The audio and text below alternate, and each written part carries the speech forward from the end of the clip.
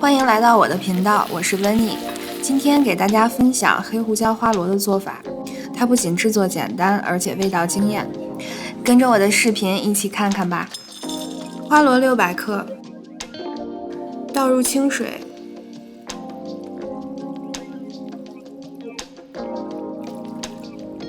用手反复揉搓，先把花螺表面的脏东西洗掉。接着放入3勺盐，用手这样来回揉搓，大约揉搓5分钟，这样可以洗掉它表面的粘液。5分钟以后，你就能看到盆底有很多脏东西。随后用流动的水冲洗干净，冲完回来继续加水。接着水里加入1勺食盐，轻轻搅动，让盐融化。放在一旁静置30分钟，这样它能够吐出肚子里的泥沙。趁这个时间，我们准备3片姜、1勺黑胡椒、半勺白胡椒。胡椒粉要这种有粗有细、颗粒感的。花螺在盐水里泡了30分钟后，继续用手揉搓，揉搓2分钟左右，用水冲洗干净。这样处理完的花螺就很干净了，它的表面是干干的，一点都不滑也不黏。接下来开始炒制，锅里倒油，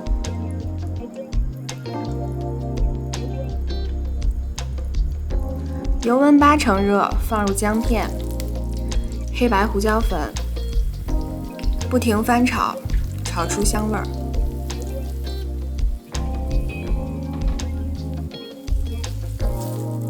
随后把花螺倒进来，不停地搅拌，让每一个花螺都沾上胡椒。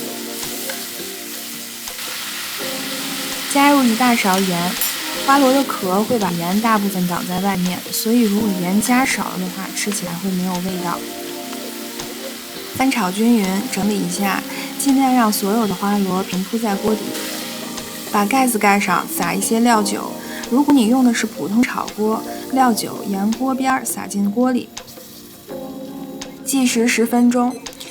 这道菜本身做法挺简单的，而且用到的材料也少，所有的时间主要是花在对花螺前期的清洁呀、处理上。